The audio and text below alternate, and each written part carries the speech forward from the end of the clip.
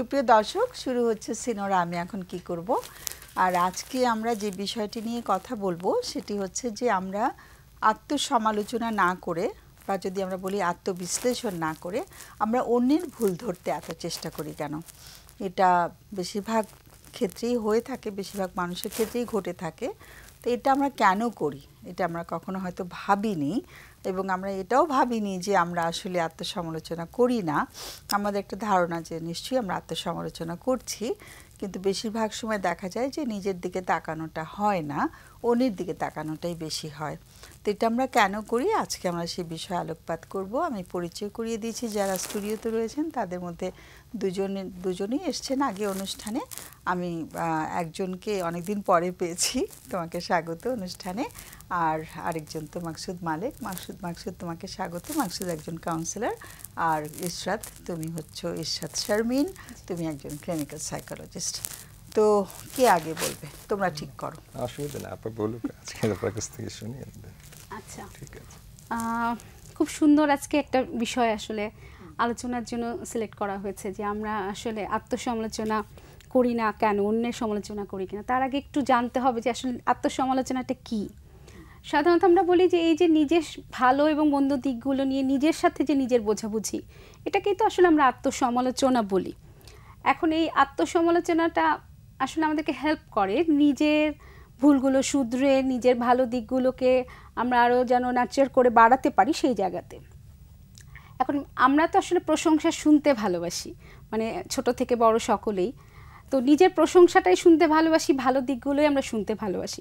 অনেক ক্ষেত্রে যে অন্যের সমালোচনাটা, মানে অন্যরা যে সমালোচনা করছে সেটাও কিন্তু অনেক সময় পজিটিভ হতে পারে, যে আমার ভালোর জন্য কেউ একটা বিষয় বলছে যে তোমার এই দিকটা ঠিক হচ্ছে না, এই জায়গাটা কারেকশন করা উচিত, ওটাকে কিন্তু আমরা নিতে পারি না, মানে ভালোটাই নিতে পারি না। আর যেখানে নেগেটিভ মানে সমালোচনা হচ্ছে সেটা নেওয়াটা কিন্তু আরও কঠিন হয়ে যাচ্ছে। তো সেই জায়গাটা আমরা কষ্ট পাই, আমাদের অপমান লাগে, আমরা বিরক্ত হই। এখন বেশিরভাগ মানুষের ক্ষেত্রে কিন্তু এটা আমাদের হিউম্যান একটা নেচার যে আমরা সমালোচনা করতে ভালোবাসি, অন্যের জায়গাটা, অন্যের ভুল ত্রুটি দেখতে ভালোবাসি। আসলে সমালোচনা কথাটা একটু নেগেটিভ না? হ্যাঁ, বিষয়টা নেগেটিভ, মানে ব্যাপারটা হয় কি একসাথে গল্প করতে যখন আমরা বসি, একসাথে আড্ডা দিতে যখন আমরা বসি, অন্যের বিষয়টা নিয়েই কিন্তু আমাদের বেশিরভাগ কথা হচ্ছে। কিন্তু সমালোচনা শব্দটা না বলে আমরা যদি বলি আত্মবিশ্লেষণ করা, হ্যাঁ, সমালোচনা ওয়ার্ডটা কিন্তু নেগেটিভ। হ্যাঁ, ক্রিটিসিজম করা, তাই না? তো এখন হ্যাঁ, ওটা ক্রিটিসিজম শব্দটা তো ডেফিনেটলি নেগেটিভ ভাবে চলে আসছে। তো এই যে আমরা অন্যকে নিয়ে আলোচনা করছি, আলোচনার ক্ষেত্রে কারণগুলো কি অনেক সময় মানে কেন হয়, অনেক ক্ষেত্রে দেখা যায় যে আমি নিজে কিছু জিনিস পারছি না, আমার নিজের কোনো জায়গায় ঘাটতি আছে, অন্য একজন সেই জায়গাটা করছে, আমি ইগোর কারণে হোক বা আমার এক ধরনের হিংসে হচ্ছে, সেখান থেকেও কিন্তু আমরা অনেক সময় অন্যকে নিয়ে নেগেটিভ কথাগুলো বলছি। আবার অনেক সময় হয় যে আমার একটা পাওয়ার আছে, আমিও তার থেকে শক্তিশালী, সেটা বোঝানোর জন্য আমরা আরেকজনকে নিয়ে কথা বলছি, অথবা তাকে বাধা দেওয়ার জন্য, তাকে আটকে দেওয়ার জন্য কিন্তু অনেক সময় এই যে অন্যকে নিয়ে যে নেগেটিভ কথাগুলো বলা সেটা বলা হয়। অনেক ক্ষেত্রে দেখা যায় যে ব্যক্তি আমি নিজে একা উপরে যাচ্ছি বা আমি একা ভালো করছি, আরেকজন যেন করতে না পারে, তাদের পথটা রোধ করে দেওয়ার জন্য, মানে অফিসিয়াল সিচুয়েশনগুলোতে আমরা কিন্তু অনেক ক্ষেত্রে দেখি, বা মানে যেখানে পাওয়ার একটা বিষয় আছে সেখানে নিজের পাওয়ারটা বা কর্তৃত্বটাকে সেই ব্যক্তির উপর আরও বেশিভাবে প্রতিষ্ঠিত করার জন্য কিন্তু অনেক সময় সমালোচনা করে তাকে থামিয়ে দেওয়া হয়। এবং যেই ব্যক্তিটা সমালোচনা করছে অনেক ক্ষেত্রে আমরা দেখছি যে তার নিজের লিমিটেশনস থেকে, সেখান থেকে নিজেকে লুকিয়ে রাখার জন্যই কিন্তু অনেক ক্ষেত্রে করা হচ্ছে। আবার অনেক ক্ষেত্রে আমি শুরুতে একটু আগে বলছিলাম যে পজিটিভ কারণেও কিন্তু অনেকে করে, কিন্তু অ্যাসার্টিভলি অনেক সময় অনেকের ওই যে মানে সোশ্যাল স্কিলটার ঘাটতি থাকে, যে একজনকে ভালোর জন্য আমি বলছি যে তুমি এভাবে বলো না, এভাবে বললে এটা ভালো দেখায় না, বা এভাবে করো না, কিন্তু ওই যে স্কিলের ঘাটতির জন্য বলাটাও অনেক সময় কিন্তু মানে অন্যের কাছে নেগেটিভ হয়ে যায়। আরেকটা জিনিস একটু যদি আমি বলতে চাই যে সেটা হচ্ছে যে আমরা নিজেরকে নিয়ে নিজে সমালোচনা করব, নিজেকে নিয়ে নিজের ভুল ভালো মন্দ দিকটা দেখব, কিন্তু আমাদের আবার সেক্ষেত্রে ইয়েও থাকতে হবে, অ্যাকসেপ্টেন্সও থাকতে হবে যে আমার যদি কোনো লিমিটেশনস থাকে সেটাকে নিয়ে যেন আমি কাজ করে সামনে আগাতে পারি। সেটা খুবই রেয়ারলি থাকে, খুবই আমরা কদাচিৎ দেখি। আমাদের একটা ফোন এসে গেছে মাকসুদ, আমি পরে তোমার কাছ থেকে শুনবো যে এটার শৈশবে এটার কোনো শেকড় আছে কিনা।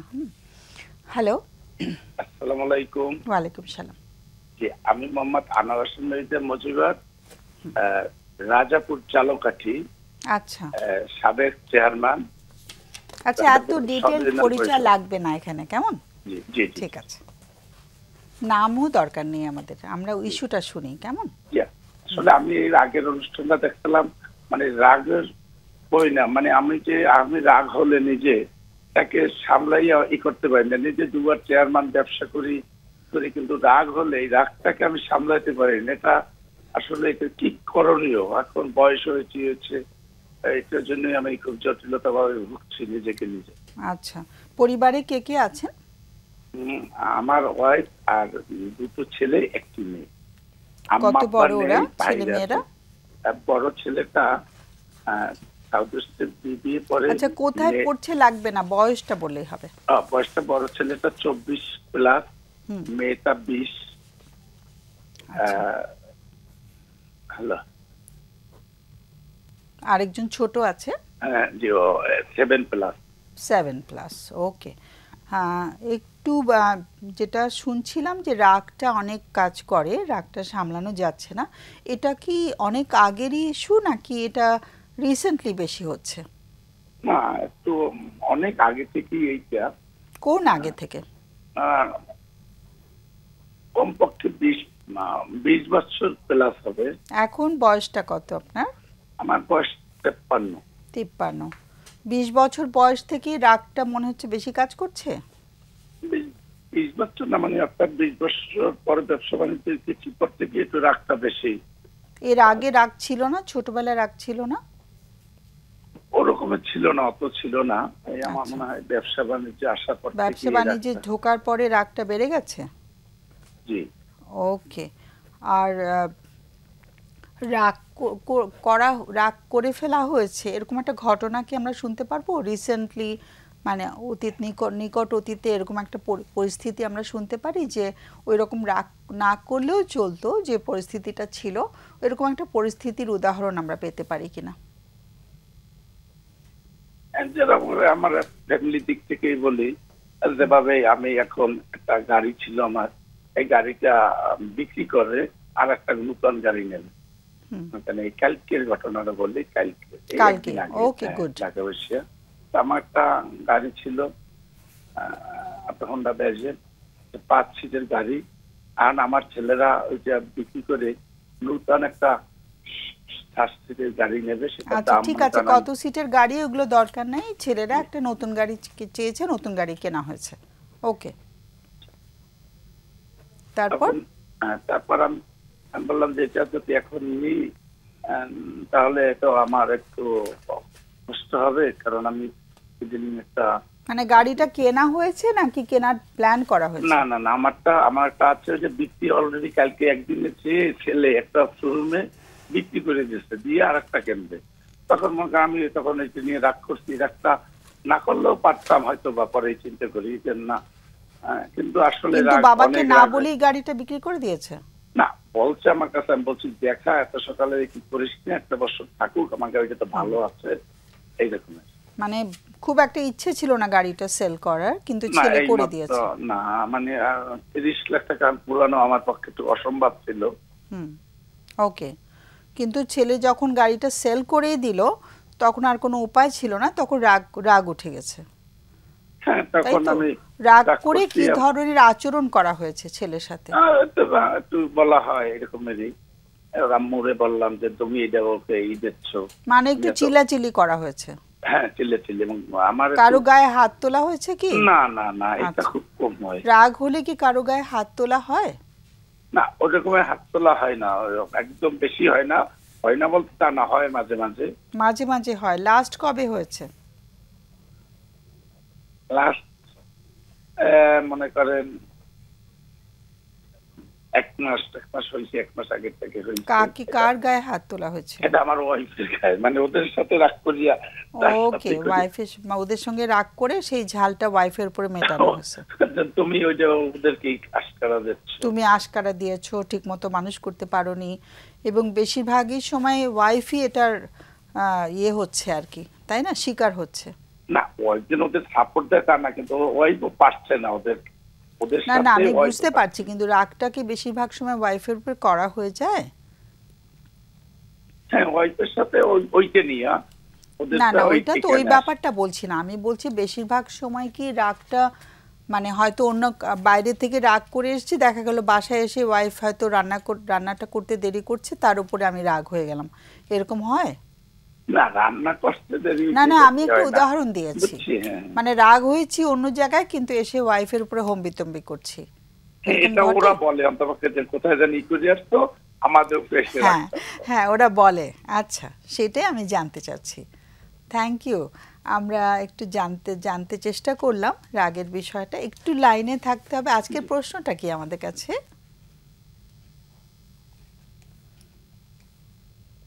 হ্যালো, লাইনটা কি চলে গেল? জি আছি লাইনে হ্যাঁ আছি। হ্যাঁ আমাদের কাছে আজকে প্রশ্নটা কি, রাগটা কমাবো কেমন করে? জি জি ওকে, আমরা একটু লাইনে রাখছি, আমাদের অতিথিদের কোনো প্রশ্ন থাকতে পারে।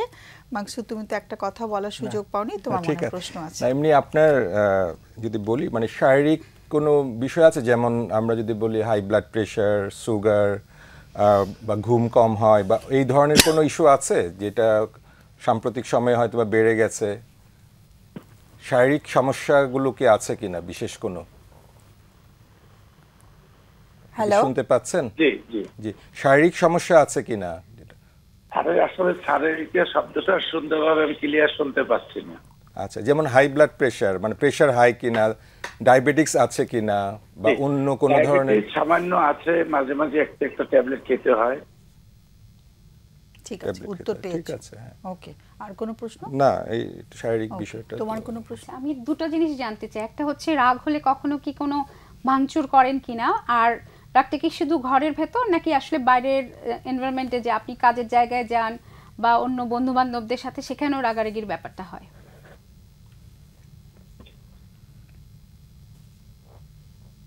হ্যালো জি জি শুনতে পেয়েছেন? জি ভাঙচুর করেন?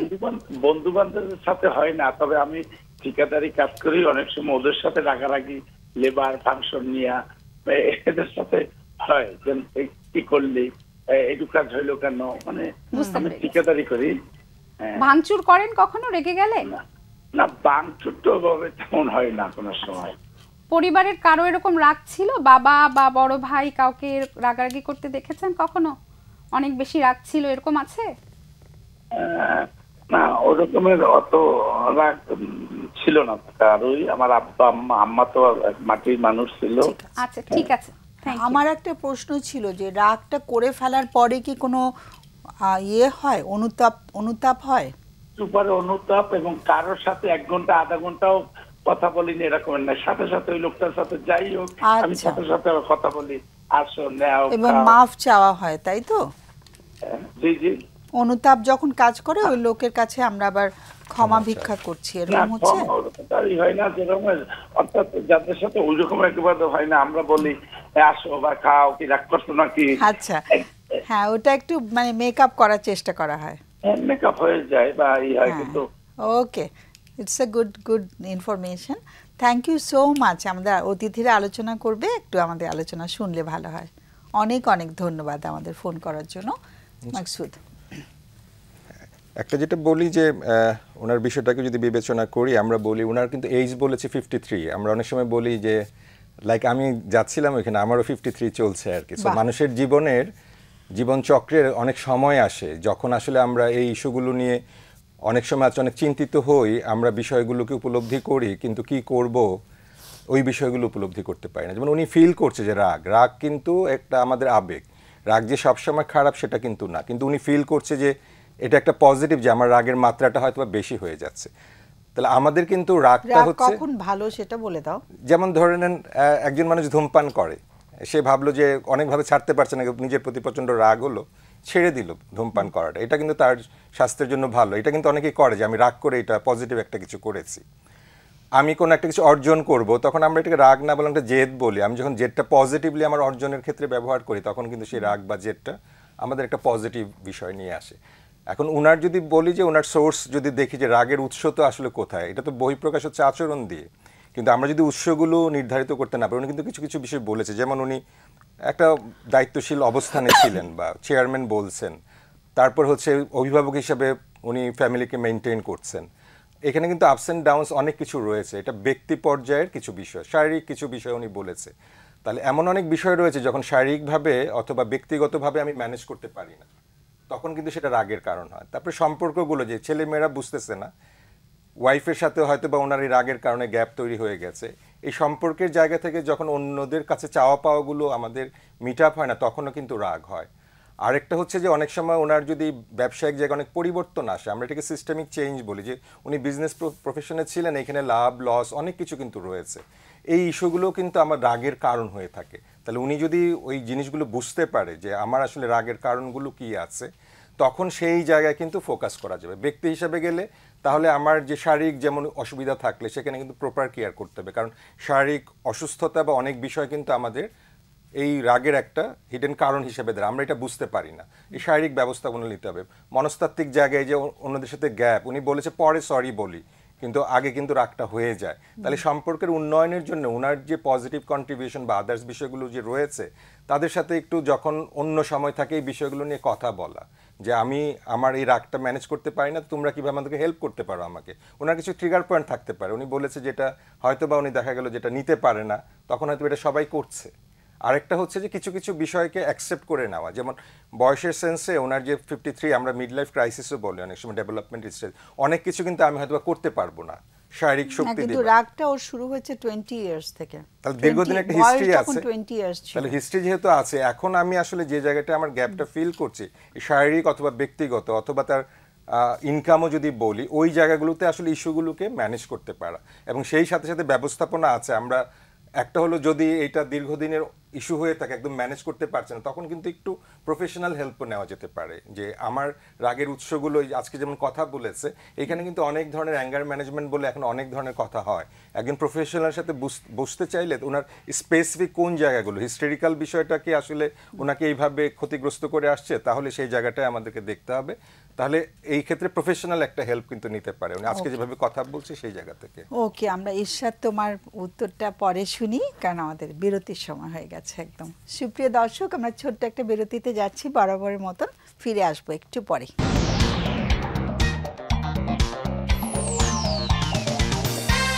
সুপ্রিয় দর্শক, আমরা ফিরে এলাম বিরতির পর।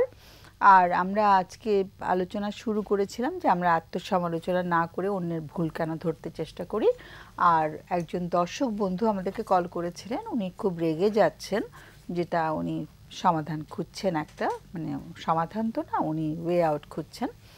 তো আমাদের একজন অতিথি আলোচনা করার একটু সুযোগ পেয়েছে, ওনার রাগ অনেক বেশি।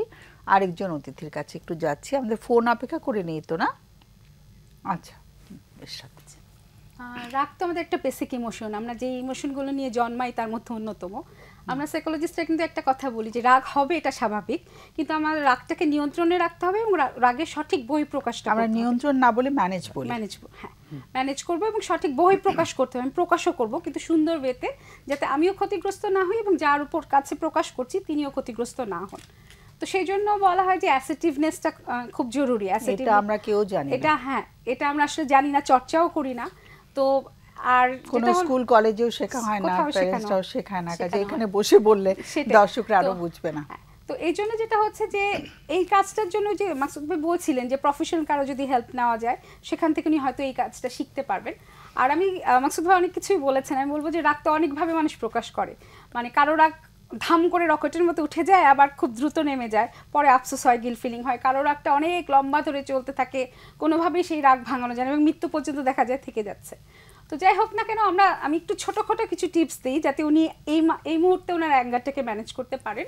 আমরা বলবো যে রেগে যখন যাই, আমরা কিন্তু বুঝতে পারি আমার মেজাজটা খারাপ হচ্ছে, ওই মুহূর্তে যদি আমরা একটু ব্রিদিং এক্সারসাইজটা করি, নিজেকে একটু রিল্যাক্স করতে পারবো। জাস্ট বড় করে শ্বাস নিব না, তারপর শ্বাসটা একটু ধরে রাখবো, আবার মুখ দিয়ে একটু লম্বা সময় ধরে ছেড়ে দেবো। পরপর 2-3 বার যদি আমরা চর্চা করি, সেটা আমাদেরকে একটু রিল্যাক্স থাকতে হেল্প করবে। পাশাপাশি একটু ওই সময় মনোযোগটাকে সরানো, আমরা একটু স্পেসিফিক করতে পারি যে 4 সেকেন্ডে নেব, 4 সেকেন্ড, 7 সেকেন্ড ধরে রাখবো, 8 সেকেন্ড ধরে ছেড়ে দেব, মুখ দিয়ে ছাড়বো, নেব হচ্ছে নাক দিয়ে, ছাড়ার সময় মুখ দিয়ে ছাড়বো। তার পাশাপাশি আমরা মনোযোগটাকে যদি অন্যদিকে সরাতে পারি, তাহলে রাগের ইন্টেন্সিটিটা আমরা কমাতে পারি। তো তো সেটা হতে পারে ব্যাকওয়ার্ড কাউন্টিং, 100 এরকম করে পেছনের দিকে গুনতে পারি। আমরা তো কম বেশি একটু নামতাও পড়তে পারি, পেছন দিকে নামতা পড়তে পারি। যখন অনেক রাগ উঠে গেল তখন কি ব্যাকওয়ার্ড কাউন্টিং করা যায়? তখন অত বেশি হলে করা যাবে না, কিন্তু ওই ওঠার আগেই আমি যদি একটু নিয়ন্ত্রণ করতে পারি, আমার মনে হয় ওই সময়টাতে ওই জায়গাটা ছেড়ে কোথাও চলে যাওয়াটা তখন সিচুয়েশনটা লিভ করা যেতে পারে।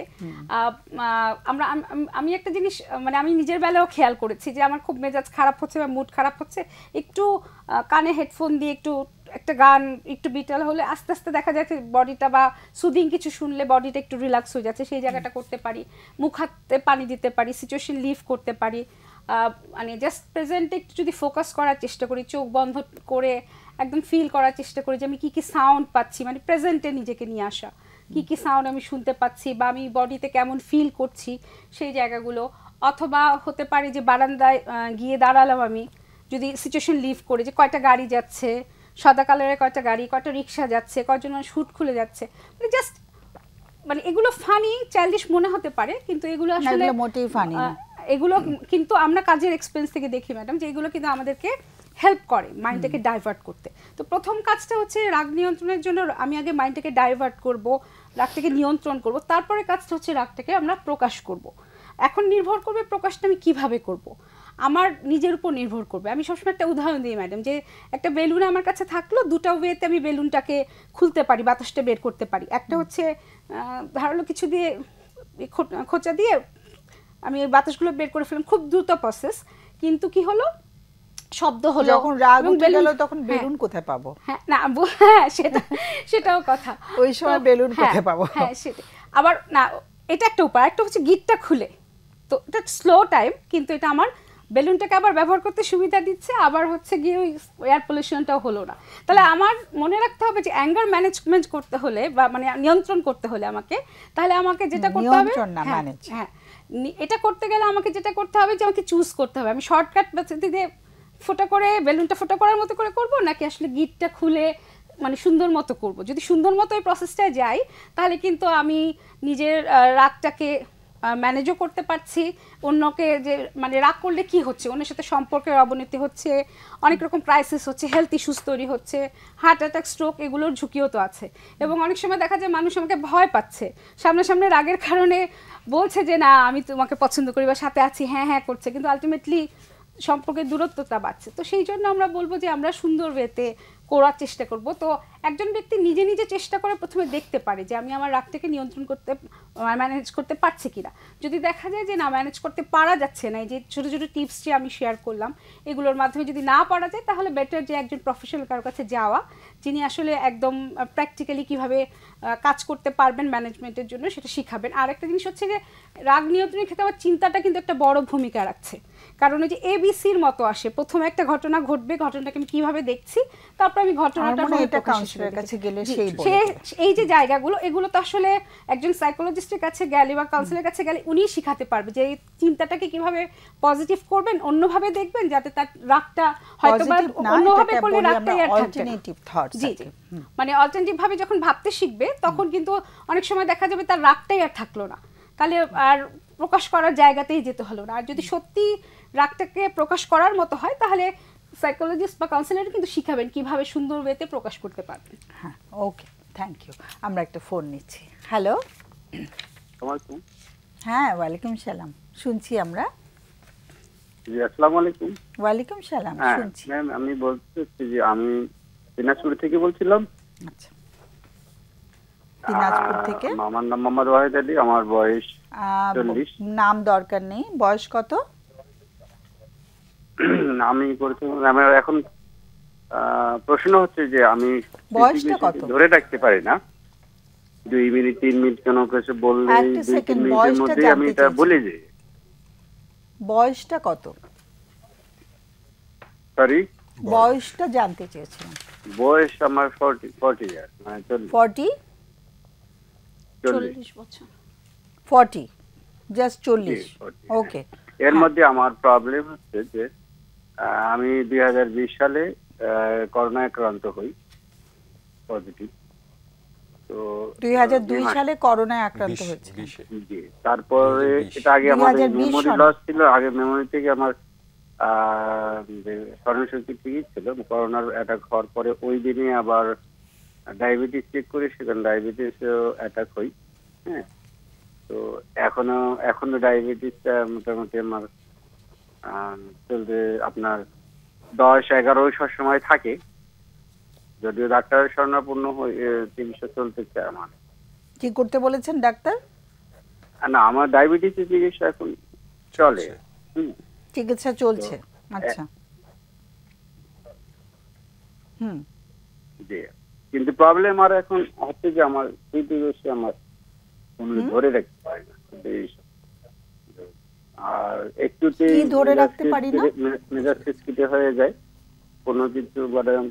একটা সেকেন্ড, আমরা বুঝতে পারি যেমন কোনটা ধরে রাখা যাচ্ছে না। কথা বললো সেটা কথা কি শোনা যাচ্ছে না? আমার প্রশ্নটা, সরি, আমি একটা প্রশ্ন করেছিলাম, শেষ জায়গাটা বুঝিনি, কোনটা ধরে রাখা যাচ্ছে না? মানে আমি কোনো কথা কোনো কিছু কেউ যদি বলে, বা আমার ওয়াইফই বললো যে কোনো এই জিনিসটা নিয়ে আসতে হবে, এটা ধরেন যে 10 মিনিট বা 5 মিনিটের মধ্যে, তারপর আমি তা ভুলে যাই, মানে সেটা আর স্মরণে থাকে না। ও স্মরণে থাকে না, আচ্ছা আচ্ছা, ভুলে যাওয়ার ব্যাপার হচ্ছে। সেটা কি করোনার পর থেকে? হ্যাঁ, এটা মূলত করোনার পর থেকেই ম্যাক্সিমাম। আচ্ছা, অনেকেরই করোনার পরে স্মৃতিশক্তির অসুবিধা হয়েছে, তো সেটা তো বেশ আগে, মানে 4 বছর আগের কথা, কিন্তু ওটা এখনো চলছে। ওকে, সেটাই কি সমস্যা? হ্যাঁ, এখন মূলত আমার সমস্যা যেটা, সেটা শুধু মেমোরি, যেটা আমি ধরে রাখতে পারি না। এটা আমার করণীয় কি, এটাই আমার মেমোরিটা ঠিক মতো কাজ করছে না, এবং যখন মেমোরিটা কাজ করে না, মনে করার চেষ্টা করছি, মনে পড়ছে না, তখন কি হয়, নিজের ভেতরে কি ঘটতে থাকে? না, তখন পাশে থেকে যে অন্য কোনো কাজ একটা করতেছি, কিন্তু তৎক্ষণাৎ পরেরটা আগে যেটা বলা হয়েছে বা শুনেছি সেটা ভুলে যাই। আচ্ছা, মানে সেটা কি অনেক বেশি সমস্যা তৈরি করছে, নাকি যেটা হচ্ছে সেটাকে হ্যান্ডেল করা যাচ্ছে?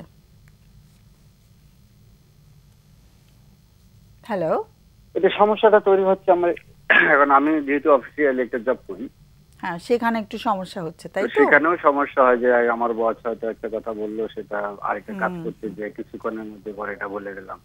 কিন্তু কোভিডের আগে এই সমস্যাটা ছিল না? জি না। ওকে, কোভিডের পরে অনেকেরই এটা হয়েছে। ডাক্তারের সঙ্গে আলোচনা করা হয়েছে কোনো ব্যাপারে এটা নিয়ে? ডাক্তার এই বিষয়ে আমি কোনো সাইকিয়াট্রিস্ট বা সাইকিয়াট্রিস্ট না, এমনি জেনারেল ফিজিশিয়ানের সঙ্গে আলোচনা হয়েছে কিনা, এই স্মৃতিশক্তিটা যে এরকম অসুবিধা করছে, সেটা নিয়ে কোনো ফিজিশিয়ানকে দেখানো হয়েছিল? না না, এখন পর্যন্ত যাই। ঠিক আছে, ওকে। এখন আজকের প্রশ্ন কি, যে কি করে স্মৃতিশক্তিটা আবার ফেরত পাবো, সেটাই কি প্রশ্ন? হ্যাঁ, আমি জানতে চাচ্ছি যে আমি এখন কিরকম কোন ডাক্তারের কাছে এটা বিষয় নিয়ে যেতে পারি বা আলোচনা করতে পারি? It's a good question, thank you. একটু লাইনে থাকতে হবে, হ্যাঁ, একটু লাইনে থাকতে হবে। কারো কোনো প্রশ্ন থাকলে চট করে করো। মানে এই সাথে সাথে, মানে আপনার কি ঘুম হয় মোটামুটি একটা পর্যায় পর্যন্ত? ঘুম হয়, কাভার হয় না, রাতে ঘুমও হয় না, ঘুম নষ্ট হয়ে গেছে? রাতের স্যার এখন এই ইদানিং ঘুম খুব কমই হচ্ছে। হ্যাঁ,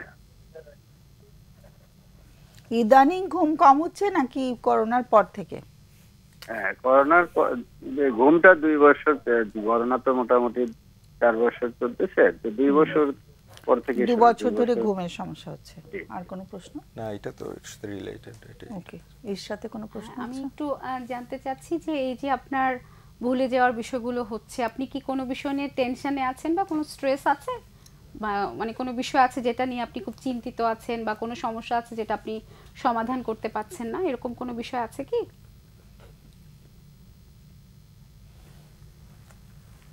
এরকম তেমন মেজর সমস্যা নয়, হয়তো সেক্ষেত্রে আমার পারিবারিক বা কোনো লেনদেনের বিষয়ে এরকম যদি হয়, সেক্ষেত্রে হয়তো টেনশন। কিন্তু বাকি অ্যাবনর্মালি ফ্রি থাকি, তারপরে ধর যে আমি কেউ একটা কথা বললো বা আগে যেটা হয়েছে সেই 10 মিনিট আমি এই জিনিসটা ধরে রাখতে পারি। আচ্ছা, বাকি এরকম ধরনের যে টেনশনের কারণে সেটা ভুলে যাচ্ছি তা না। ঠিক আছে, উত্তর পেয়েছো, আমরা ছেড়ে দেবো। অনেক অনেক ধন্যবাদ। আমাদের অতিথিরা আলোচনা করবেন, একটু সঙ্গে থাকলে ভালো হয়, কেমন? ওকে, মাকসুদ আগে বলুন। একটা যেটা আপনি বলছেন আপা, যে আমরা তো এখানে মানে মনস্তাত্ত্বিক বা সাইকোলজিক্যাল অ্যাসপেক্টে হয়তো বা অনেক কথা আমরা শেয়ার করি। যদি এইটার ফিজিওলজিক্যাল কোনো ইস্যু থেকে থাকে, ডক্টরের সাথে পরামর্শ নিয়ে, যে আমাদের করোনার পর অনেকেরই হয়েছে, ওনার এইখানে আসলে ওই এক্সপার্ট ওপিনিয়ন নেওয়া, যদি ওনাদের কোনো বিষয় থেকে থাকে, ফিজিওলজিক্যাল বলতে শারীরিক, শারীরিক যদি তার ব্রেন কেমিক্যাল বা ব্রেইনের কোনো ধরনের ইস্যু হয়ে থাকে আর কি, এটা তো আসলে আমাদের পক্ষে এক্সপার্টের ওপিনিয়ন প্রথমে দরকার। দুই হচ্ছে যে এই ঘটনাটা নিয়ে ওনার যে মনোজগতের মধ্যে যে একটা খারাপ লাগা তৈরি হচ্ছে, উনি ডে টু ডে কাজে গিয়ে হয়তো সমস্যা ফেস করছেন, সেই ক্ষেত্রে আমরা আমাদের জায়গা থেকে কাজ করতে গিয়ে যে অভিজ্ঞতা আছে সেগুলো হয়তো আমার বলতে, যেমন আমি প্রশ্ন করছিলাম যে ঘুম কম হচ্ছে কিনা, কারণ কিছু কিছু বিষয় রয়েছে যেটা আমাদের এই স্মরণ শক্তিগুলোকে অনেক সময় আছে স্ট্রেসের কারণে অথবা ঘুম না হওয়ার কারণ, অথবা আমার যদি অন্য কোনো কিছু হয় তখন সেটা আমাদের জন্য সমস্যা তৈরি করে। এখন ওনার ডেট, উনি বলছে অফিসে হয়তো বা প্রবলেম হয়। আমাদের এই সমস্যাটাকে, যে আমি 40 বছরের আগ পর্যন্ত, মানে করোনার আগ পর্যন্ত আমার মেমোরি অনেক ভালো ছিল। এখন আমি তো একটা কঠিন পরিস্থিতির মধ্যে দিয়ে গিয়েছিলাম এবং সেটাকে আমি কাভার করেছি, করে আমার জীবনে হয়তো বা এই জিনিসটা এসছে। এইটাকে প্রথমত আমরা বলি অ্যাকসেপ্ট করে নেওয়া, যে ঠিক আছে আমার মেমোরিটাতে কিছু অসুবিধা তৈরি হয়েছে। মেজর ওইভাবে উনি কিন্তু বলেছে একদম খুব বেশি যে ম্যাসাকার সেটা না। তাহলে এখন আমি এটার অল্টারনেটিভ কী করতে পারলে আমার এই মেমোরির প্রেজেন্ট টাইমের যে সমস্যাগুলো হচ্ছে সেটা আমি মিট আপ করতে পারি। যেমন ধরে নেই যে আমরা অনেক সময় বলি যে আমরা অনেক সময় ডায়েরি মেনটেন করি, যে আমার আসলে যে জরুরি কাজগুলো রয়েছে আমরা সেটা ডে ওয়াইজ একটা ডায়েরি মেনটেন করি, সেখানে আমরা টিক দিয়ে রাখি। ফ্যামিলি সিস্টেমে যারা রয়েছেন অনেক সময় বলি যে আমার তো আসলে এখন এই প্রবলেমটা হচ্ছে, যে আমার কোনো বিষয় যদি মনে হয় যে আমি ভুলে যাচ্ছি, বা তোমরা আমাকে বলেছো প্লিজ আরেকবার একটু স্মরণ করিয়ে দিতে পারো, তোমরা আমাকে একটু হেল্প করো এই জায়গাটা, কারণ এখানে কোঅপারেশন নিলে এটা কোনো ছোট কিছু হয়ে যাও না। কিন্তু আমরা অনেক সময় ভাবি আমার কি কোনো সমস্যা হয়ে গেল, তার মানে আমার প্রেজেন্ট সিচুয়েশনটাকে অ্যাকসেপ্ট করে নিয়ে মেজর কোনো সমস্যা না হলে ছোট ছোট বিষয়গুলোকে কিভাবে আমি ম্যানেজ করতে পারি সেটার এই বিকল্প জায়গাগুলো করা। ঘুমের বিষয়টাকে যদি ম্যানেজ করা যায়, বলা হয় সাউন্ড স্লিপ, অথবা আমরা যদি ভালোভাবে ঘুমাতে পারি তখন কিন্তু স্ট্রেস কমবে এবং আমার কিন্তু মেমোরির জায়গাটা কিছুটা শার্পেন হতে পারে। কারণ ঘুম নষ্ট হলে কিন্তু এই জিনিসগুলো আবার প্রভাব ফেলতে পারে। তো এই শরীরবৃত্তীয় বা শারীরিক যে সমস্যাটা আছে সেটার সাথে সাথে আমাদের এই মানসিক জায়গাটাকে নিজের স্ট্রেস কমানোর জন্য আরও যদি কিছু বিষয় থাকে, আপা যেমন বলছিল যে আমার যদি অন্য স্ট্রেসফুল কোনো সিচুয়েশন থাকে সেটাকেও ফোকাস করে কমানো।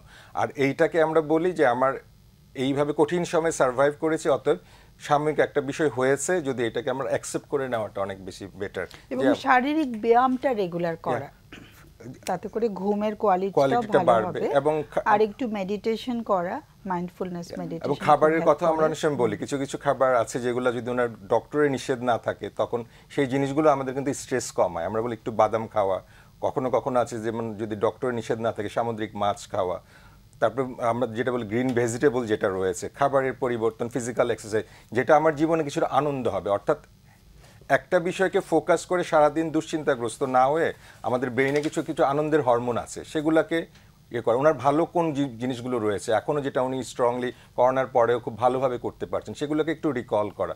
আর পরিবারের জায়গায় বা অফিসেও কিন্তু আমরা অনেক সময় হেল্প করতে নিতে পারি, যে আমার কোনো একটা বিষয় আমি যেমন মনে রাখার চেষ্টা করছি, কেউ যদি আমাকে একটু রিমাইন্ড করে।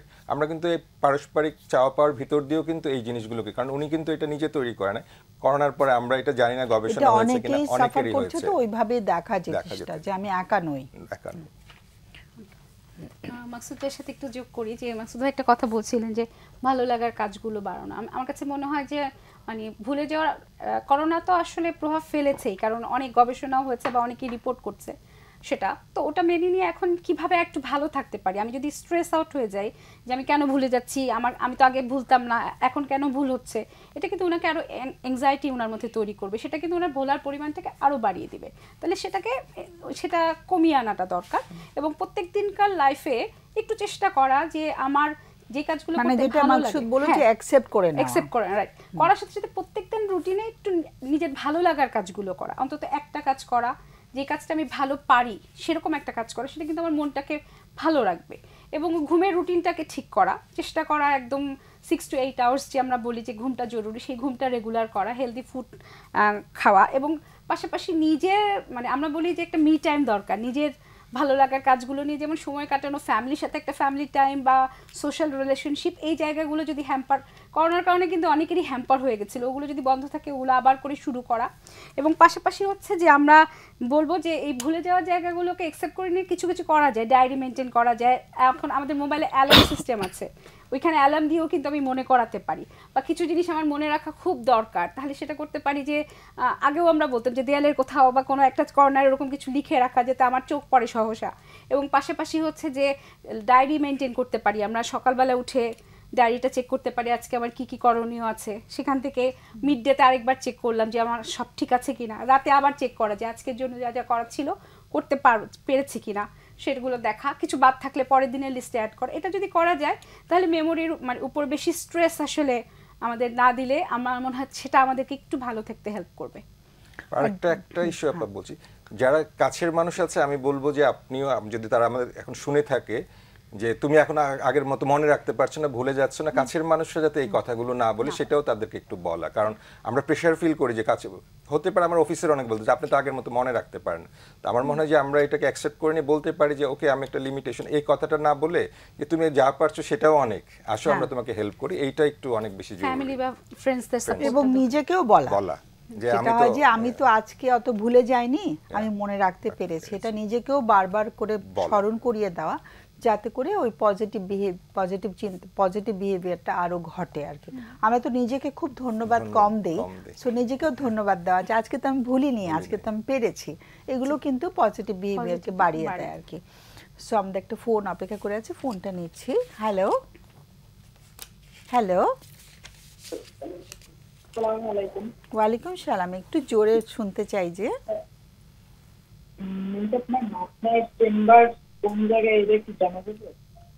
চেম্বারের ঠিকানা তো এখান থেকে কখনো দেয়া হয় না।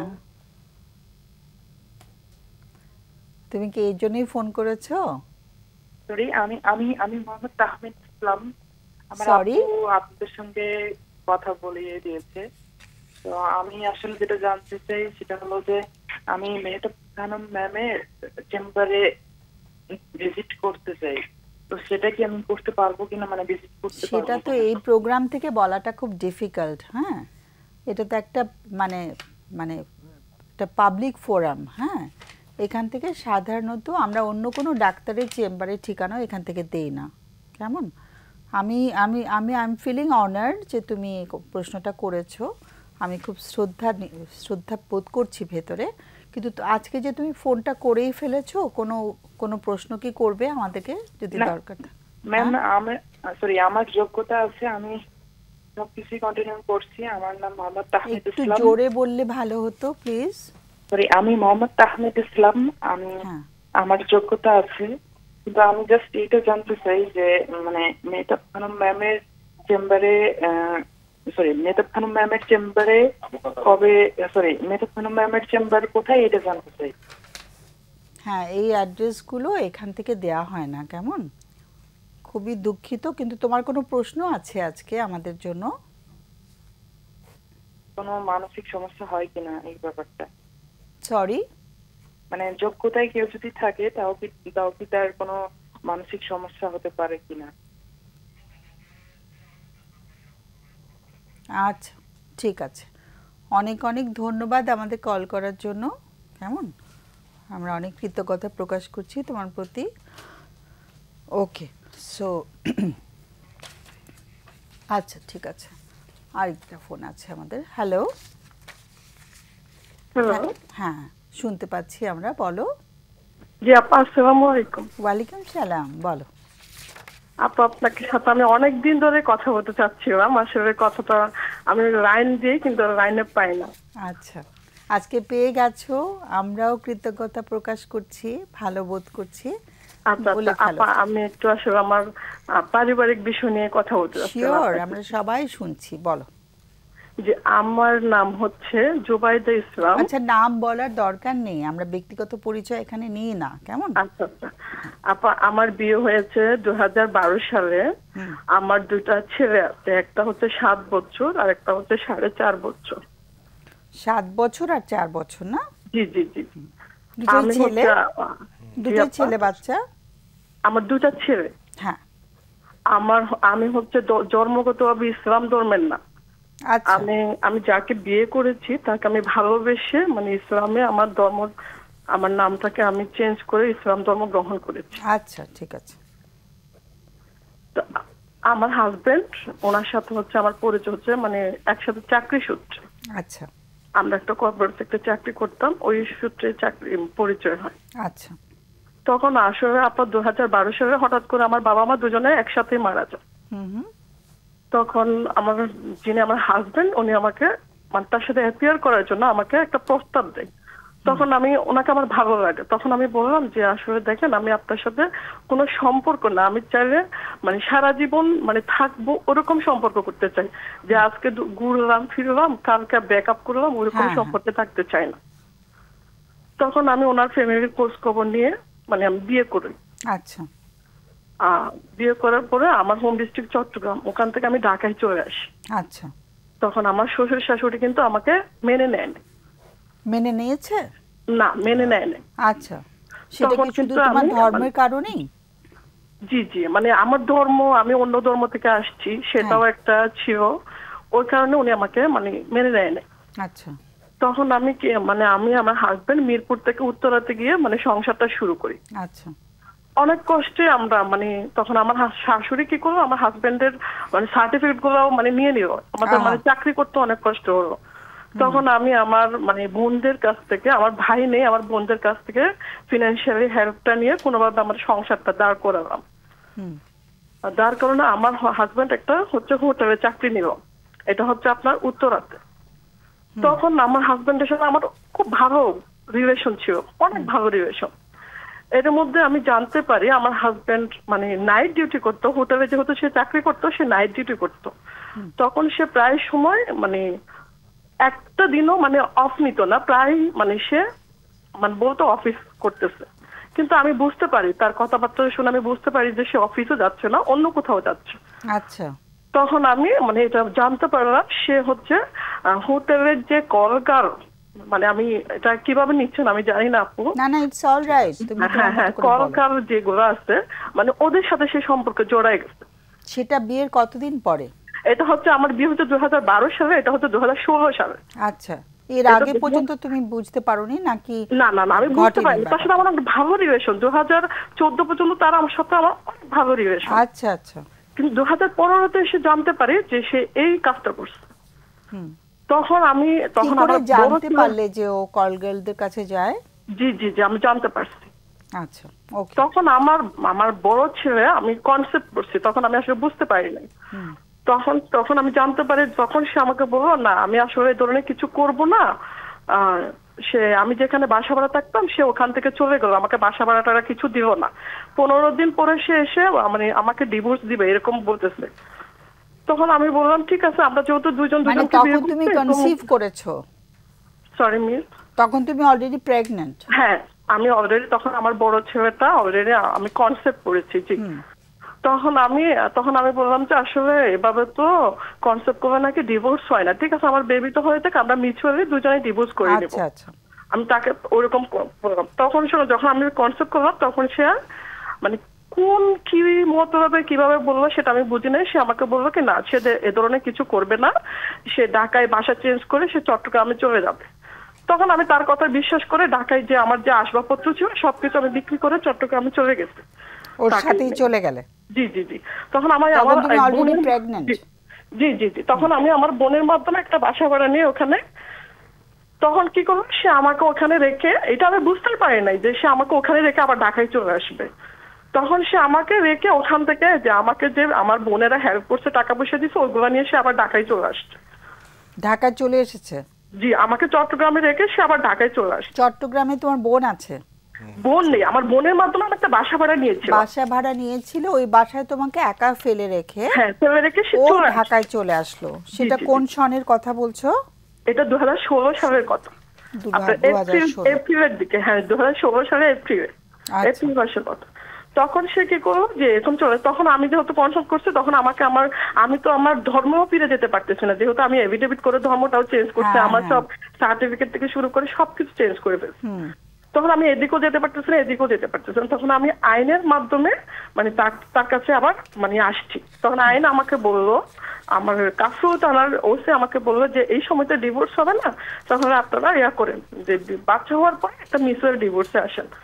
তখন ও বললো ঠিক আছে, আমাকে বললো মামলা দিতে। আর তখন উনি আমাকে বললো, আমার ওসি বললো যে মামলা দিয়ে না, এখন দেখেন আপনি।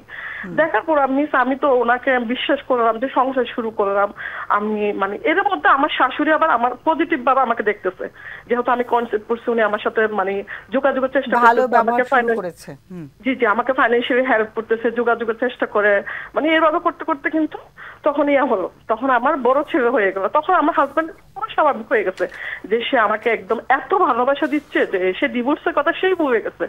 সে আমাকে অনেকভাবে কনভিন্স করতেছে যে আমি ভুল করছি, এ ধরনের কাজ করি নাই। কিন্তু এর মধ্যে মিস আমার বড় ছেলে তো হয়ে গেল 2016 ডিসেম্বর, আমার বড় ছেলে হয়ে গেল। 2019 আমার ছোট ছেলেটা হলো।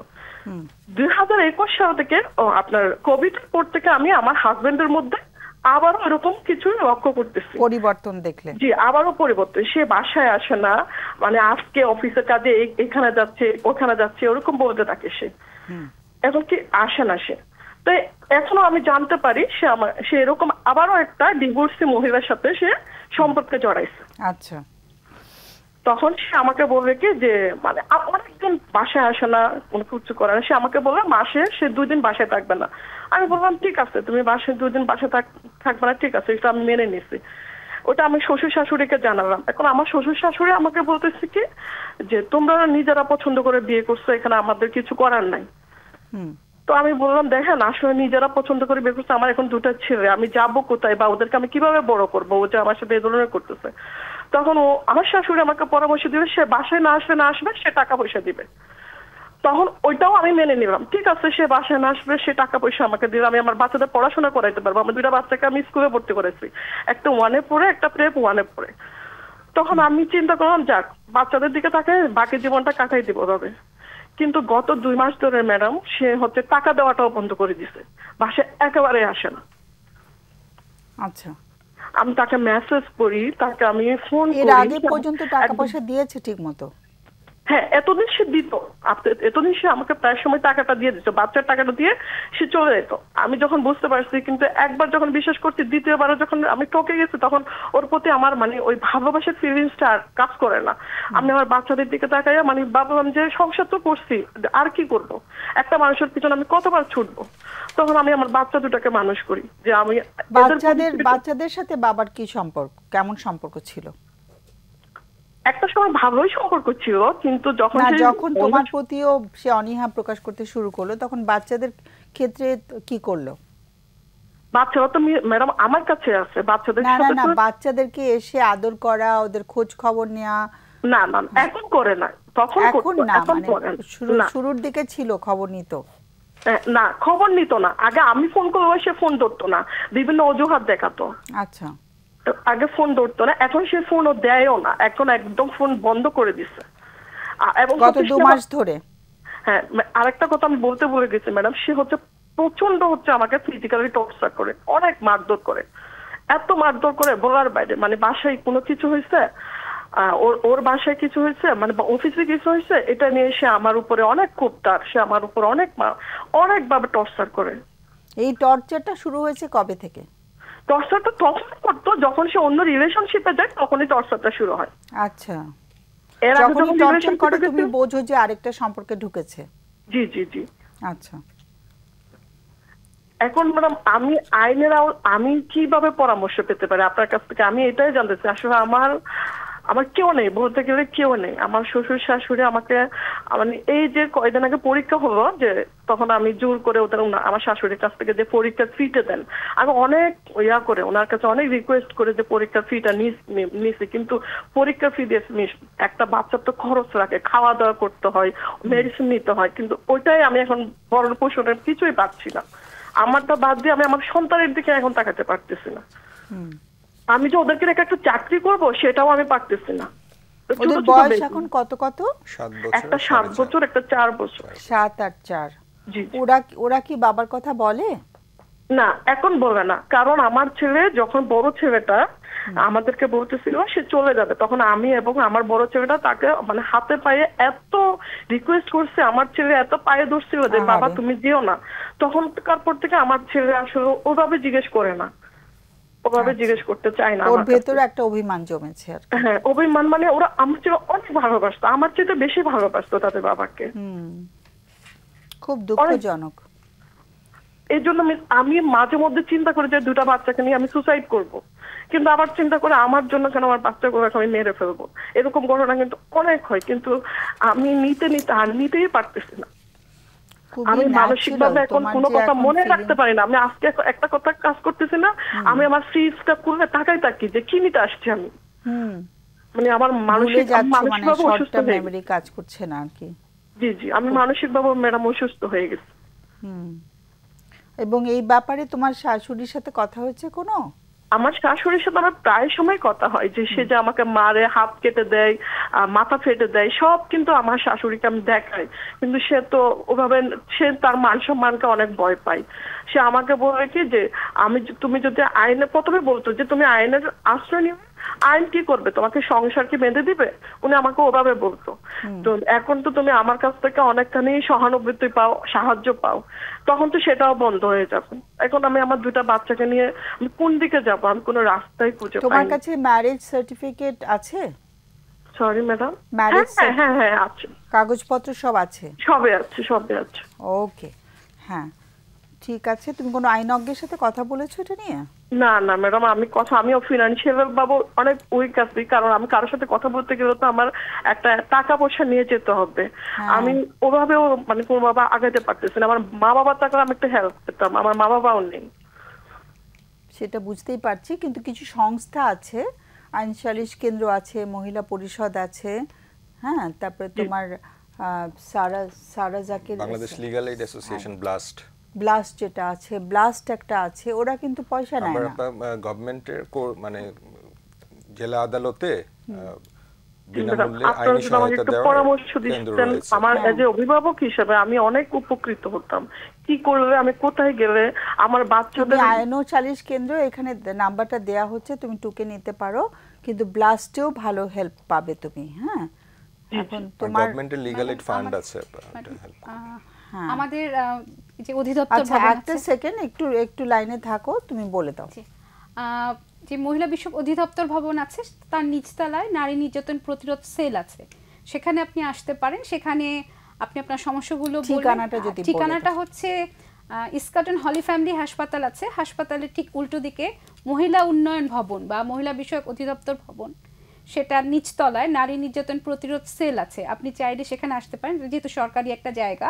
ওখানে আসলে বিনামূল্যে আপনি আপনার সমস্যাগুলো বলে আপনার সাপোর্টটা পেতে পারেন। দরকার হলে সালিশের জন্য ডাকা বা যা করা প্রয়োজন ওখান থেকে সেটা। অনেক সময় লাগবে না তো? না, ডাকলে একটা ডেট দিয়ে ডাকবেন। এখন ওনারা কোঅপারেট করবেন কিনা সেটার উপরও নির্ভর করবে।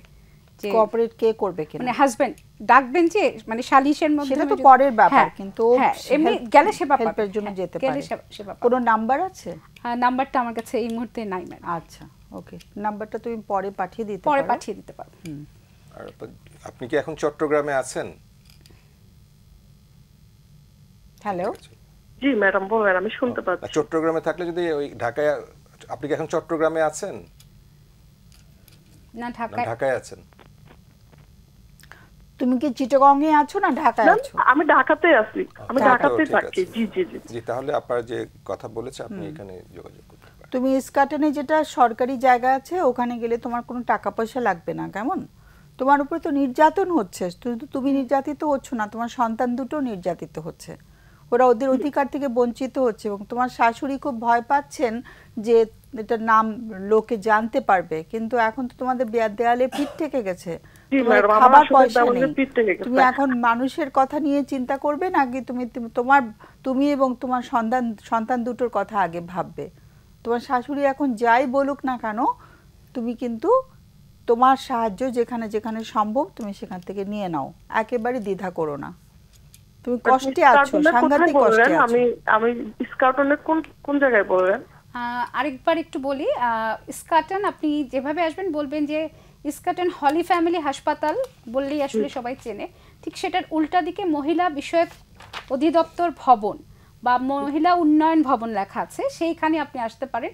সেই বিল্ডিংয়ের নিচতলায় একদম বিল্ডিংয়ে মানে ওই অফিসটাতে ঢুকলেই নিচতলায় দেখবেন বড় করে লেখা আছে নারী নির্যাতন প্রতিরোধ সেল। সেই সেলে আপনি গিয়ে কথা বলবেন। রবি থেকে বৃহস্পতিবার 9টা থেকে 5টা পর্যন্ত অফিস খোলা থাকে, সরকারি ছুটির দিন বাদ দিয়ে।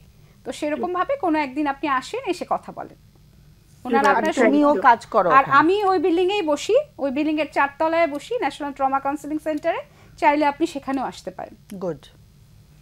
সো তুমি কিন্তু একটা পথ পেয়ে গেলে না? জি madam, thank you. Thank you for calling us today. আমরা অনেক কৃতজ্ঞতা প্রকাশ করছি তোমার প্রতি। আশা করছি তুমি একটা পথ পেয়ে যাবে। আমরা অনেক আশা নিয়ে বুক বাঁধছি। কেমন? Thank you madam. জি madam, thank you. Most welcome. Okay, আমাদের কি আর ফোন আছে নাকি সময় শেষ? আচ্ছা, আমাদের সময় শেষ। আমরা আলোচনা করতে পারি। আমরা আজকের বিষয়টা নিয়ে কি আরেকটু, আচ্ছা এই ফোনটা নিয়ে যদি আরো কিছু বলতে চাও। আমি একটা মাকসুদের বোধহয় কিছু বলার আছে। সেটা হচ্ছে যে উনি কিন্তু একসময় জব বা চাকরি করেছেন, কিন্তু সেই দক্ষতাটা কিন্তু রয়েছে এবং ছেলের বয়স একজনের 7 বছর, একজনের 4 বছর হয়েছে। এবং উনি যে কথাটা বলেছে এটা আমাদের শুনে খুব খারাপ লাগছে। উনি বলছে আমি একসময় মরে যাই। আসলে সিদ্ধান্তটা তো আসলে ওই একটা মানুষ যে আসলে বারবার আপনাকে প্রতারিত করেছে, তার জন্য কি আমি এই সিদ্ধান্ত নিব? আসলে এটা কখনোই সঠিক না। তাহলে আমি যদি বাচ্চাদের জন্যই বেঁচে থাকি কথার কথা, তাহলে তো প্রথমে আমাকে বাঁচতে হবে। তাহলে আমার যে দক্ষতা এবং যোগ্যতাগুলো ছিল, যার জন্য আমি এখান থেকে ডিটাচ বা দূরে সরে গিয়েছিলাম, আমাকে কিন্তু আমার সেই যোগ্যতা দিয়ে আবার নিজেকে নিজের কাছে প্রমাণ করতে হবে যে আমি ওই মানুষটার জন্য আমি জীবনে টিকে থাকবো না। অর্থাৎ একটা হচ্ছে আমার লিগ্যাল রাইটস বলি যে আমার এটা, আরেকটা হচ্ছে আইনের অধিকার, আরেকটা হচ্ছে আমার অধিকার যেটাকে আমরা মানবাধিকার বলি। তারপরে আমি তো আমাকে কখনোই হার্ট করব না, এই চিন্তাটা দূরে থাকে। এবং আপনি লিগ্যাল এইডের আপা যেখানে বললো, আসলে ওইখানে আপনাদের কাউন্সিলিং এর সেবা আছে। আমি বলবো যে এই মনস্তাত্ত্বিক যে দ্বন্দ্বের ফলে আপনি যে অসহায় একটা অবস্থানে এসছেন, ওইটাকে একটু কন্টিনিউ করার। আইন তো তার নিজের পথে চলবে, হয়তো একটু দেরি হতে পারে, আমরা হতাশ হব না। অতএব সেই মনের শক্তিটা জোগাড় করার জন্য অবশ্যই আপনার সাথে কথা বলে ওনাদের এই সেবাটাকে গ্রহণ করা। এবং শুধু বাচ্চাদের জন্য, আরেকজনের জন্য আমরা কিন্তু নারীরা অন্যের জন্য বাঁচার কথা বলি। আমি নিজের জন্য বাঁচি, আমার তো একটা ডিগনিটি বা আত্মপরিচয় আছে। অতএব মনের কষ্টটা অথবা লিগাল এইডটা তার পথে চলবে, কিন্তু আমার নিজের সম্মান বা ডিগনিটিটাকে আমাকে দেখতে হবে। উনি যাতে সেই জায়গাটা অবশ্যই, কারণ ওনার যোগ্যতা ছিল, উনি কিন্তু জব করতেন, যোগ্যতা ছিল না, এখনো তো অবশ্যই সেটাকে আমরা ভুলে না যাই। যাতে অন্যের আমি কারো ওয়াইফ, কারো মা, সেটা না, আমি একজন মানুষ, এটাকে আসলে আপনি ভাবুন। এবং আপনাকে ধন্যবাদ যে এই ধরনের একটা অনুষ্ঠানে আপনি সরাসরি কথা বলে আপনার যে চাওয়াটা আছে পরিষ্কার করে বলেছেন যে আমি হেল্প চাই। এটাই আপনার শক্তি। তো শক্তিটাকে ফোকাস করা, আসলে চিন্তাগুলো কিন্তু খুব পরিচ্ছন্ন সেই জায়গাটা। উনি যেটা বললেন সেটা থেকে কিন্তু এটা বোঝা যাচ্ছে যে খুব কষ্টকর একটা সময় পার করছেন, অসহায় একটা অবস্থা ওনার। কারণ ওনার পরিবারে বাবা মা কেউ নেই এবং হাজব্যান্ড যা যা আচরণ করছেন আমরা তো শুনছিলাম। এবং এখন এমন একটা সিচুয়েশন হয়ে আছে যে উনি ওনার জবটাও ছেড়ে দিতে বাধ্য হয়েছেন কোনো কারণে, হয়তো ওনার নিজের ইনকাম নেই, 2টো বাচ্চা আছে, তাদের পড়ালেখা আছে, খাওয়া দাওয়া আছে, সব কিছু করতে কিন্তু হিমশিম খাচ্ছেন। তো প্রচণ্ডভাবে মানসিক চাপ, যন্ত্রণার মধ্য দিয়ে উনি যাচ্ছেন। কিন্তু তারপর আমি বলবো যে উনি সাহস রাখেন, কারণ উনি যুদ্ধ করছেন। 16 সাল থেকেই কিন্তু এই ঘটনাগুলো ঘটছে। 16 সালে যখন প্রথম প্রেগনেন্ট হয়েছিলেন, তখন মাঝখানে কিছু সময় আবার ভালো ছিল, আবার এই যে শুরু হয়েছে। তার মানে এই যুদ্ধ এবং এই ইন বিটুইন সময় যে উনি খুব ভালো ছিলেন তা না, কিন্তু হয়তো রিলেটিভলি বেটার ছিলেন। তার মানে এতগুলো বছর একটা মানুষ যদি যুদ্ধ চালিয়ে যেতে পারে, তাহলে তার মনের জোর, তার সাহস অনেকটা আছে আমি বলে মনে করব। আমি শুধু এটা বলবো যে এই সাহসটার, মনের জোরটা ধরে রাখতে হবে। এবং এই যে সামনের সময়টা ডেফিনেটলি ইনশাল্লাহ আপনি পার করতে পারবেন, যথাযথ জায়গায় যথাযথ যদি সাপোর্টগুলো নেন এবং আপনার নিজের যে শক্তিগুলো আছে সেগুলোকে কাজে লাগিয়ে আপনি এখান থেকে বের হয়ে আসতে পারবেন। তো আপনি যেহেতু হেল্প চাচ্ছেন, এটা বোঝা যাচ্ছে যে আপনি বের হয়ে আসতে চান।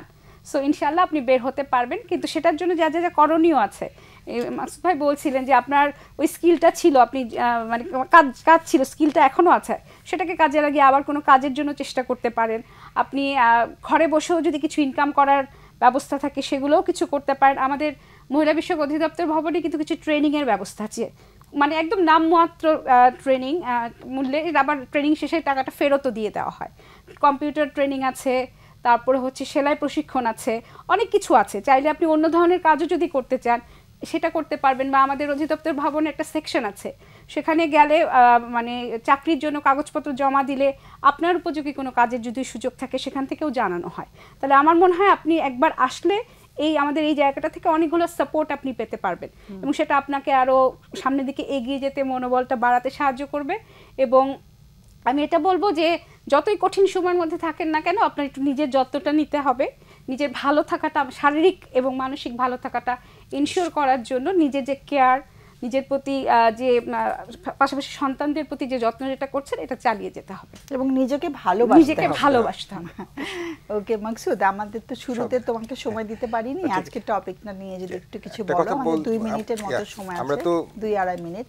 যদি প্রথম ধাপটার কথা আপা বলেছিল যে আত্মসমালোচনা, আরেকটা হচ্ছে যে আমরা অন্যের ভুল ধরতে বেশি চেষ্টা করি কেন। সোজা কথা বললে কেউ বলতে পারে আমি ভালোবাসি, আনন্দ পাই, আসলে কিন্তু বিষয়টা একদিনে গড়ে ওঠে না। মানে আমাদের এক্সপিরিয়েন্স থেকে আমরা যেটা দেখি যে আমরা যখন ছোট থেকে বড় হই, আমাদের পরিবার পরিজনের মধ্যে এটাকে যদি আমরা বলি সোশ্যাল অ্যাসপেক্ট, আমরা যখন বড় হই এই প্র্যাকটিসটাই কিন্তু আমরা দেখি যে অন্যের সমালোচনা করছে, আমারও করছে হয়তো, বা আমার ভালো দিকটা দেখছে না। আমার মানে ছোটবেলা থেকে আমরা কিন্তু প্রশংসা কম পেয়ে থাকি, ফলে হয় কি যে বড় হয়ে মনে হয় যে আমিও বোধহয় অন্যের ভুলটাই ধরবো, আসলে অন্যের প্রশংসা কিভাবে করবো, এইটা একটা বিষয়। আরেকটা হচ্ছে আমরা যখন নিজেরাও এই পরিস্থিতির মধ্য দিয়ে যাই, তখন নিজেদের মধ্যে আমাদের পার্সোনালিটি বা ব্যক্তিত্বের একটা জায়গা তৈরি হয়। মানে তখন আমি ভাবি যে আমিও এটা করবো, মানে আমি ঠিক আছে আর সবাই ভুল। তখন আমার কিন্তু এটা হচ্ছে যে আমরা বলছি সাইকোলজিক্যাল যে মননে চিন্তার মধ্যে যে ধারণাটা আসে, পরে কিন্তু আমরা সেটাই প্র্যাকটিস করা শুরু করি। আরেকটা হচ্ছে যে এটা করতে গিয়ে অনেক সময় আছে যে আমরা নিজেকে প্রমাণ করে অন্যকে দমিয়ে রাখতে চাই। দেখা যায় যে এটা এক ধরনের রাগ ক্ষোভ কাজ করে। এটা কিন্তু জন্মগত না, এটা আমরা আর্ন করি আস্তে আস্তে পরিবেশ থেকে আমাদের সেটা দেখে। আমরা বলি না যে সমাজটাই, মানে বলা হয় যে সমাজটাই এখন অন্যের সমালোচনা করে নিজেকে উপরে ওঠার একটা ভিউ তৈরি করে আর কি। তাহলে একটা শিশু যখন বড় হচ্ছে তখন সে যা দেখবে, আমাদের ভাষায় বলে, সে সেটা স্টোর করে এবং তার একটা স্ক্রিপ্ট, নাটকের যেমন স্ক্রিপ্ট থাকে সে এটা তৈরি করে। তাহলে সে যা পাচ্ছে সেটা কিন্তু তার মনে তৈরি হচ্ছে এবং পরে এসে সে সেটাকেই বই প্রকাশ করছে। তাহলে আমরা যদি এই জায়গাটা থেকে ডিফারেন্ট জায়গাটা প্র্যাকটিস করা শুরু করি, তাহলে আসলে শৈশব থেকে কিন্তু আমাদের অন্যের ভুল ধরার চেয়েও আমরা কিন্তু ফেইলিওরটাকে অ্যাকসেপ্ট করতে শেখাই না। কখনো কি কোনো সন্তানকে বলে আচ্ছা তুমি ফেল করতে পারো, বলি না কেন ফেল করলে, এটা ভুল করলে, এটা করলে, এবং এনকারেজও করি না। এবং আমরা বলি যে তুমি ফেল করতে পারো না, তার মানে আমি ভুল করতে পারি না, তাহলে আমি কি করবো, সবসময় শুদ্ধ, তাহলে তো অন্যের ভুল করলে আমি ধরবই। কিন্তু এই যে বিষয়গুলো রয়েছে, এটা যদি আমরা পরিবারের সেই প্রথম দিক থেকে প্র্যাকটিসগুলো করি আমরা, তখন আমিও আমার ভুলগুলো নিয়ে এত শঙ্কিত হব না। ফলে আত্মসমালোচনা করতে গিয়ে আমি থ্রেট ফিল করবো। অনেকে বলে মানে নিরাপত্তাহীনতায় যখন ভুগি তখনই বোধহয় অন্যের বিষয়গুলো আমরা বেশি ধরার চেষ্টা করি, কারণ আমি তো সিকিউর ফিল করি না যে ঠিক আছে আমার সীমাবদ্ধতা আছে। আত্মসমালোচনা করে দেখলাম, যেমন আমি বলি যে আমার এক্সপ্রেশন এবং কথাবার্তার মধ্যে মনে হয় একটু রুড আছে, আমি অনেক সময় মনে হয় এটা ফিডব্যাক কিন্তু পাই, পেলে কিন্তু এই সংশোধন করতে পারি, কারণ এটা একমাত্র সীমাবদ্ধতা না, আমার অনেক ভালো গুণও আছে, এটা আবার অন্যরা বলে, কিন্তু ভালো গুণটা আমি কম শুনি। ফলে ওই এখন আমরা যেহেতু প্র্যাকটিস করি বা আমরা এই চর্চায় এসেছি, আমরা হয়তো নিজেদেরকে পরিবর্তন করি, কিন্তু আমাদের আসলে একদম মূল জায়গা থেকে, যেখানে আমার লেখার জায়গা হচ্ছে যে ভুল ধরার চেয়ে নিজের ভুলটা সংশোধন করে ভুল করা যেতে পারে, এই ধরনের মেসেজ যদি আমরা নিজেদের মধ্যে ধারণ করতে পারি, তাহলে অন্যের ভুল না ধরে নিজের আত্মসমালোচনা অথবা নিজের সীমাবদ্ধতা নিয়ে থ্রেট ফিল করব না, যে আমি ঠিক আছে যে আমার এই সীমাবদ্ধতা আছে। ফলে হবে কি অন্যকে আমি অ্যাকসেপ্ট করতে শিখবো, যেটা কিন্তু আমরা পারি না, যে আমার এই ভুল হচ্ছে তাহলে ও কেন ভুল করবে, কিন্তু ও কিন্তু করতেই পারে। তো আসলে আমাদের ওইখান থেকেই শুরু করা প্রয়োজন মনে হয়। তাহলে থ্যাংক ইউ সো মাচ, দুজনকে অসংখ্য ধন্যবাদ। আমাদের সময় একদম শেষ। সুপ্রিয় দর্শক, আমাদের শেষ করতে হচ্ছে আজকে। আর আগামী অনুষ্ঠানের বিষয়বস্তু হচ্ছে যে আমরা সীমারেখা খুব একটা বুঝি না, যেটাকে বাউন্ডারি বলা হয়। প্রত্যেকটা সম্পর্কে আসলে সীমারেখা বলে একটা ব্যাপার আছে, যে বাউন্ডারি আমরা রক্ষা করে চলবো। আমাদের সবগুলো সম্পর্ক কিন্তু একরকম নয়, প্রত্যেকের সাথেই কিন্তু আমরা একভাবে মিশি না। সো আমাদের কিন্তু সীমারেখা টানার ব্যাপারটা আমাদের ছোট্টবেলা থেকে একদম শেখানো হয় না, যার ফলে নানান রকম মোবাইলে আসক্তি, এবং আমরা যে অন্য মানুষের সঙ্গে যোগাযোগ করে ফেলছি, অন্য মানে একটা প্রবলেম্যাটিক সম্পর্কে জড়িয়ে যাচ্ছি, কারণ আমরা গল্প করতেই থাকি কিন্তু বাউন্ডারিটা টানতে শিখিনি। তো আমাদের সেই জায়গাটা খুব জরুরি একটা জায়গা। আগামী অনুষ্ঠানে আমরা সেটা নিয়ে আলোচনা করব, কেন এটা এত গুরুত্বপূর্ণ। আর সে পর্যন্ত সবাইকে অনেক অনেক ধন্যবাদ এবং শুভকামনা জানিয়ে শেষ করছি। শুভরাত্রি।